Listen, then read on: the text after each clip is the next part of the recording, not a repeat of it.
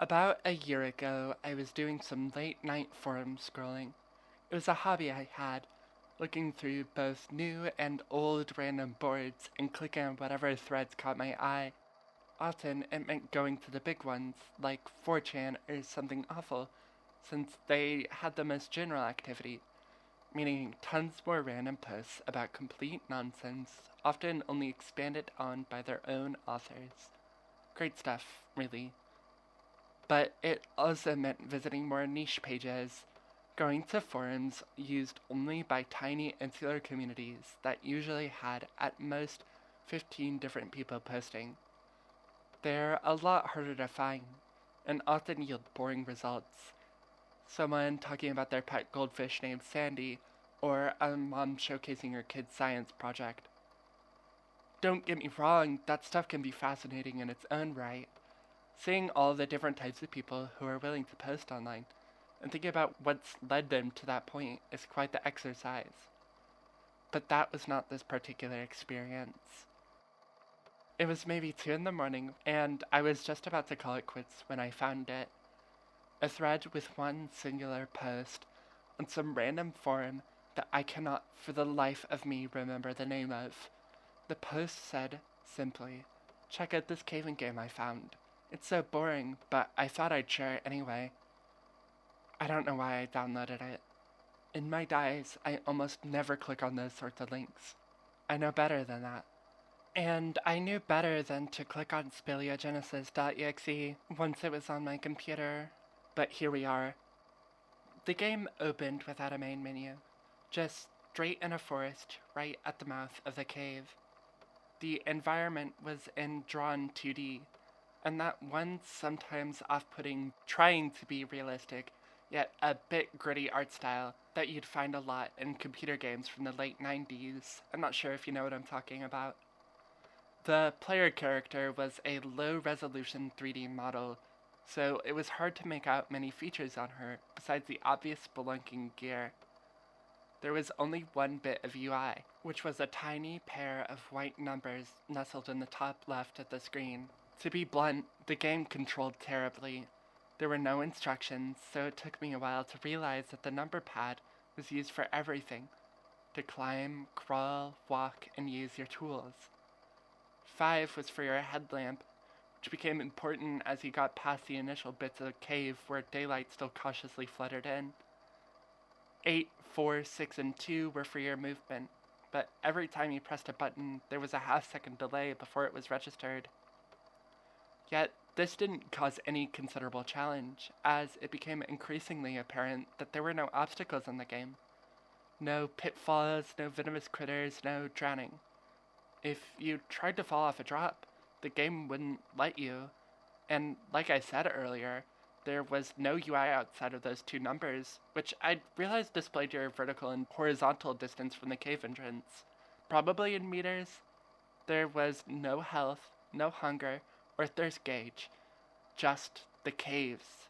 Just how far you've reached into their depths. So I kept reaching, prodding, pushing through the maze of tunnels and chambers, generally featureless beyond what's typical of limestone caves. Flowstones, stalactites, stalagmites, soda straws. An occasional bug would be crawling on a wall. It gripped me so deeply. Most people, like the original poster, would probably find it boring, but it pulled me in and kept pulling. I don't know when it started, but at some point I could swear I felt the cold of the cave, felt the rocks scrape on my knees as I crawled on its hard surface, felt how the darkness gripped me despite the sun having risen outside. I learned the patterns of the cave, knew how it'd progress, knew it had to be real, knew that I knew it. I traveled and traveled and traveled. The last time I glanced at the clock on my nightstand, it read 5:30 in the evening.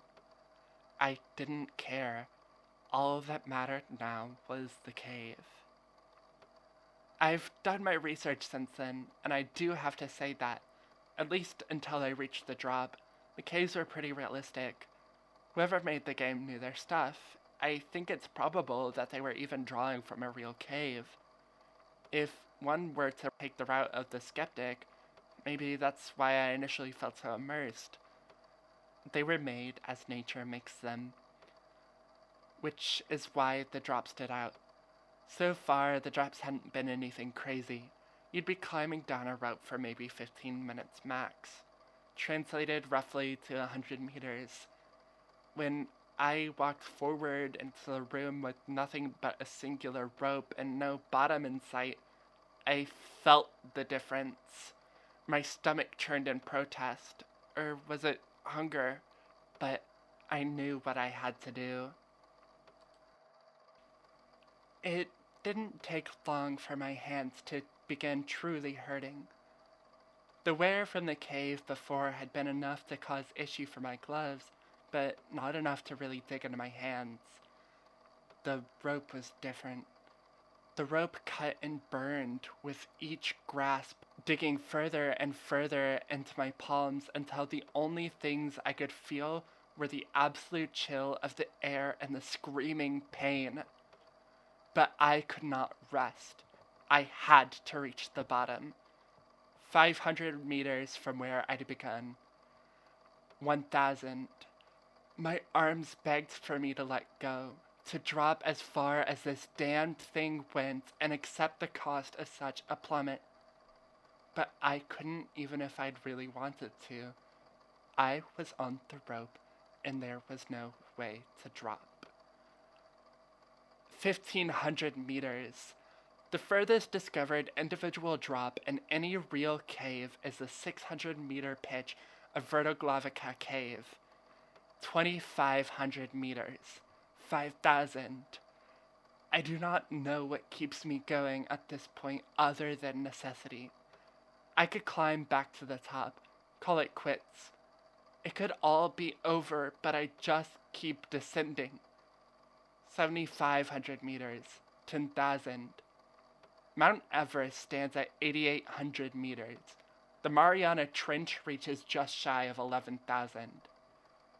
15,000 meters. I hit solid ground at 16,000 and collapse. Throw up, convulse. I have no idea how long I laid there. Cold, hurting, tired but not sleeping. Never sleeping. Every moment was spent awake, keenly aware of my surroundings. Every second spent thinking about the cave, about the drop, and about what was to come. It felt like time stretched forever in that moment, like I had always been and forever would be in the cave.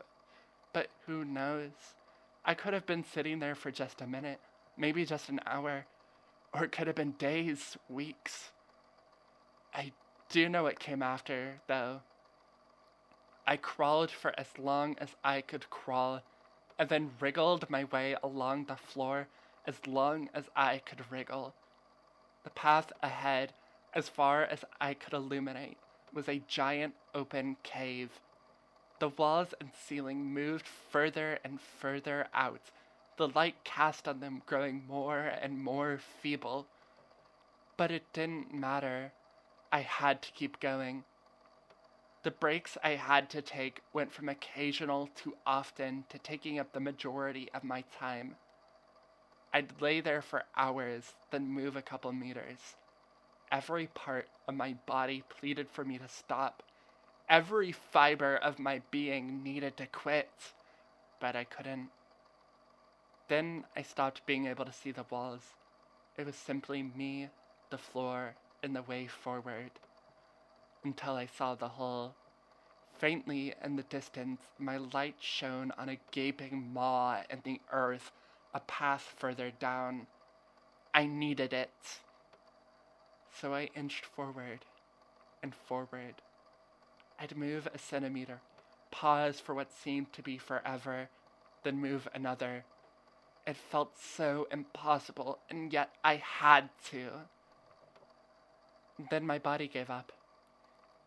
Right at the mouth of the void, I couldn't move any longer. I laid and laid and laid.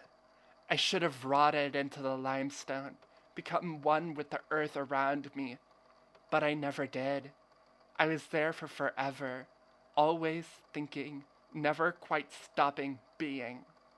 I so badly wanted to pull myself forward the last stretch, grab the edge of the hole and plummet for forever.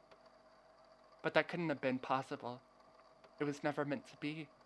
The game wouldn't have let me, would it have? I never heard anyone knock on my door. I've been told by friends in the time since that after the first week, they really started to get worried and visited me a few times, but my door was locked and I never answered their calls. I didn't even register when my power was shut off. When I came to in the hospital, it was only 2 months after I'd begun playing, and apparently a month after I'd been carried there. I'd been found sitting in my desk chair, entirely unresponsive, hands coated in blood, just muttering about needing to move the last centimeter, that I could make it if I just had time. The doctors say it's a miracle I didn't die from dehydration, telling me off for being one of those damn idiots who don't know when to turn the computer off. It took me a lot of lying to convince them I didn't need psychiatric help, that I'd be okay to go back home. No more long video game sessions, I promised. I'm not an idiot. But of course, you know how that's gone. I'm sure you can guess that each night I dream I'm there, that I'm a centimeter away from where I need to go, that with every blink I so briefly feel the cold, hard stone. I think my friends have given up on me. At first I tried to return to normal. I answered their calls and I went to coffee shops. But it never felt the same. Always, I could only ever focus on that cave, that last centimeter.